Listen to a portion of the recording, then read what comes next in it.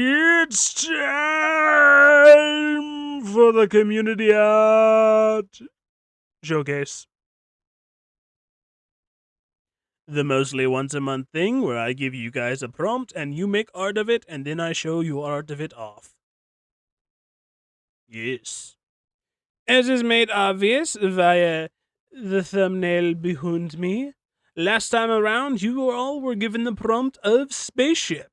And while I didn't get as many as in previous times from my wider audience, that was probably because it happened to coincide with Art Fight. So, that said, before we get into your submissions, it is time to announce what the prompt for the next art showcase shall be. Speculative evolution. Or if you'd prefer, speculative biology. Regardless, your next prompt for the next art showcase is to craft some sort of creature that exists somewhat within the bounds of believability. Of course, you can add some fantasy elements, some fantastical natures to it, some sci fi chicanery, but think within the bounds of things like Avatar, Blue Cat People Avatar, not Airbender, or things like pushing the edge of fantasy, think low rank Monster Hunter as well. So, like, you can have dragons, maybe, if you give a reason why a dragon can have fire breath that's mostly biological, and so on. We want creature designs that could almost exist in the real world if conditions were correct. They don't have to be 100% realistic, and you don't have to, give me a full anatomical breakdown or anything. But I want to see what you guys can come up with within the bounds of approximating realistic biology. Again, you don't have to be, 100% hard realistic, but you can't just have, oh, it's a magic creature. If you want to make fantasy slime creature, you better produce some diagram of how it's actually in a cluster of conjoined amoebas or something, I want to push your creativity.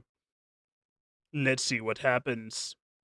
So if you want to take part in this community art showcase and craft artwork of some form of semi-believable species, send that to me by the end of the month, either through the channel Discord or direct Discord if you don't want to join the channel Discord, or Blue Sky or Tumblr because I'm also on those.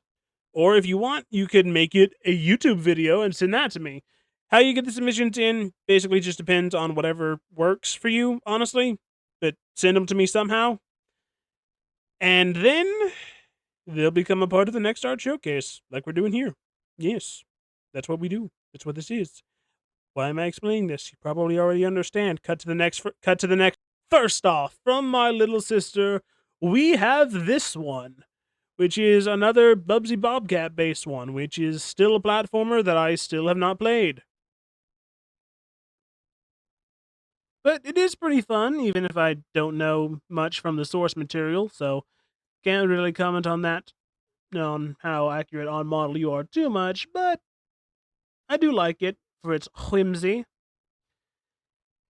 It is a little rough, though. I think that's partly just because you're experimenting with using markers for it. But your mechanical hands are a little bit off, if we're being honest. This one in particular, right here, the connection point on this side of the claw is a little off. Like, see on this one how you got the more harder straight edge right here that I'm rubbing my eyeball against. And on this one, it comes to a more triangular point here. I think you needed to shift your line work there a little bit. And you could have come back in with like an ink pen and done some like line segmenting on the grabby arms here, if that is accurate to the game. I don't know. Your shading on your main UFO body is pretty non-existent. It's basically one homogeneous gray mass, which again, inexperience with using markers, I get it, but you can kind of work from your lighter highlight points backwards down the scale of darker marker, either through less pressure on your markering or just different shades of marker. That might help a little bit. But ultimately, I do like it. It is fun. For some reason, my commentative ability is just fighting me today. I don't know why. But yeah, Spaceship. Up next, from one of my cousins, we have this one, which is a rather fun inversion of the common trope. Honestly, I do really like this one. You did a really good job.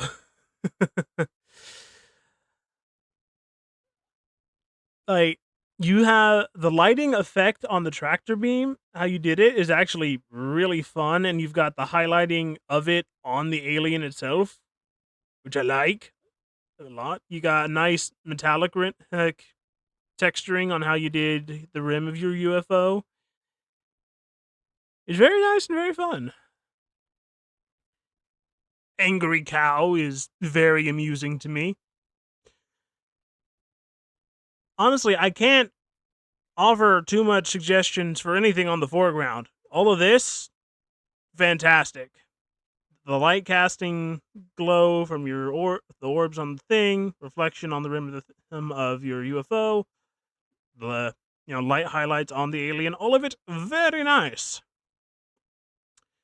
About the only thing I could throw a semi-constructive criticism towards is your ground plane.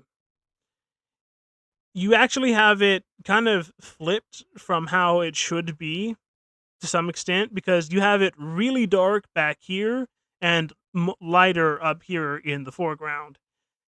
That should kind of be flipped. It should be lighter back here closer to where your tree line is and get darker as it comes up to where your aliens are. That said, the caveat there being the light cast from the tractor beam would probably give a circular shape of lighter grass under it, and then it would be darker around the edges of that circle, and then, yeah. But still, aside from that one little thing I can point out, very nice. I like it a lot. It's fun.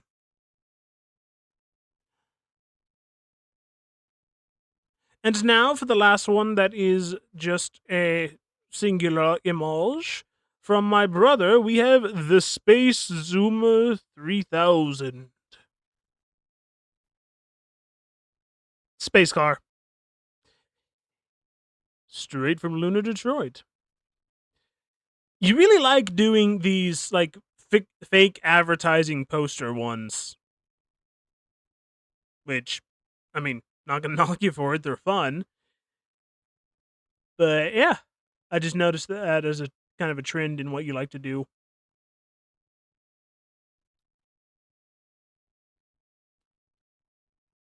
Your flame work is pretty decent. You could break up the last edge of your framework more into your spark trails. Right now, it's still a pretty hard edge rather than a bit looser.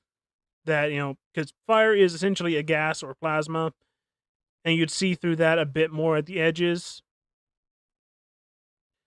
And then aside from that, also shading, because it seems like you kind of skipped that on this one.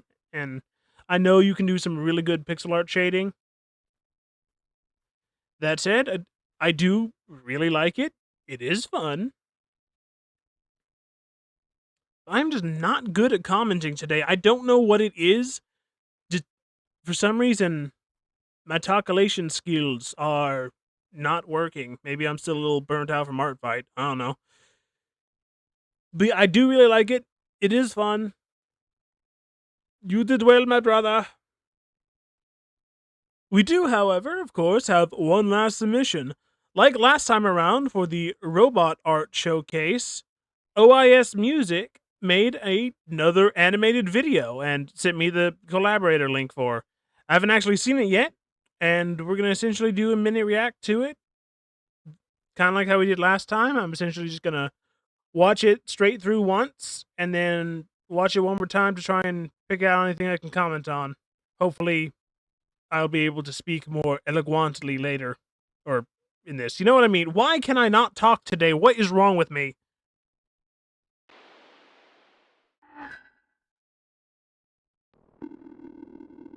The commercial sport vehicle 81. They said weapons grade engineering didn't belong in civilian hands.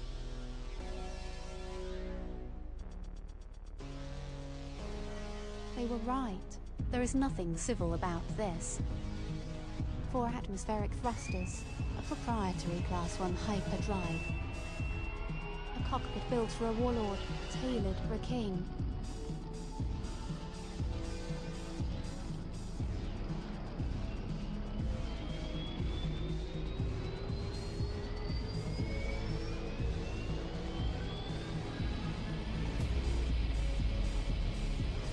Whether you were chasing the horizon or chasing the podium in the Outer Rim Unlimited class, the commercial sport vehicle 81, unleash your airspace. All right. That was pretty fun. I definitely think the strongest point on it, if YouTube will cooperate, because it's not wanting to. Thank you. The I commercial definitely sport think your vehicle strongest 81. point on this was the They beginning, said weapons here grade in a engineering second, didn't belong in civilian hands. right here. When you're showing off the outside of the model with the nice reflections going They were on right. and There is the nothing civil about sports this. car showcase vibes. 4 I do really atmospheric like that. thrusters, a proprietary Class 1 hyperdrive. Seeing the inside of the cockpit was Cockpit also built for really a warlord, nice. tailored for a king. Though I do feel like I do feel like when you're showing the inside of the cockpit, you have your camera set a little low. Because this feels almost like kids sitting in the driver's seat of a car here. But the actual details of the inside of the cockpit are really nice. YouTube, I hit play.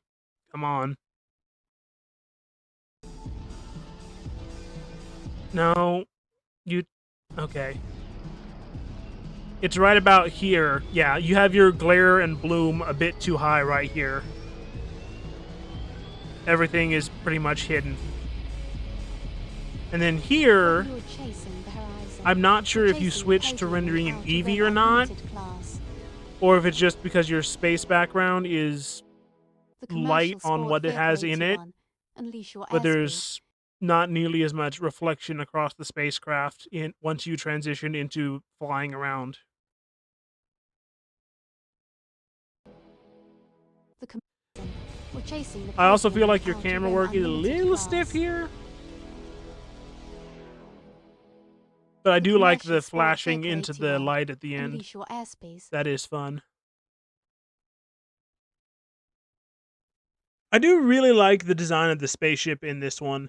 Between both how you were showing off the design and, the essentially luxury sports car trailer vibe of the video, it does strike a very nice balance between being spaceship and luxury luxury vehicle, which fun take on the prompt. I do like it. It reminds me of a game called Wipeout, which was a anti-grav sci-fi racing game that I've played a fair bit of, which that I don't know if the design of this was inspired by Wipeout, but it looks like one of the race vehicles in Wipeout, which I like. Like I said, the weakest point was when you're actually leaving the shuttle, the hangar bay, whatever you want to call it. And I think the biggest issue with why it looked off when you actually took off into space was because your space background was pretty devoid of stuff, which, if you want help with setting up a space background, I know a channel that has several videos on that. And by that I mean me. Anyways, I do really like it.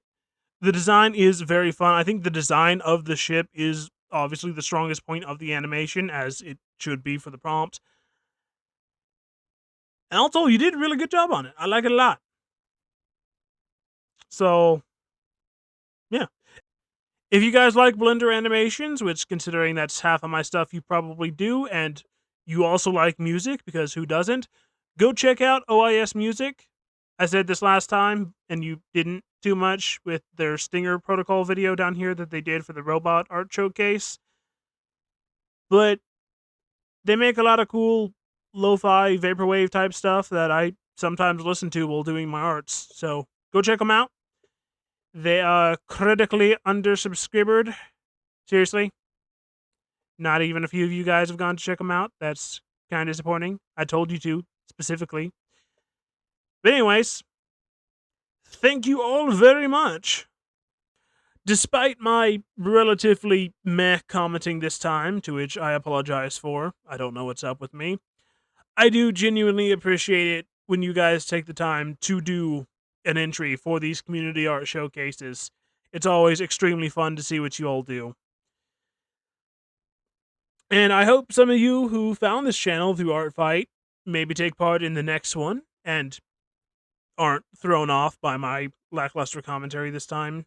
But again, if you want to take part in the next community art showcase, your prompt is speculative evolution. I want you to create a semi-believable creature. It can have fantastical properties, but it needs a reasonable biological explanation. Doesn't have to adhere to hard science, just armchair science. And I hope to see something pretty creative from all of you. What are you still doing here? The video's over. There might be some for you up there, or some for you over there, but there's nothing left here, so hit the YouTube buttons and move on.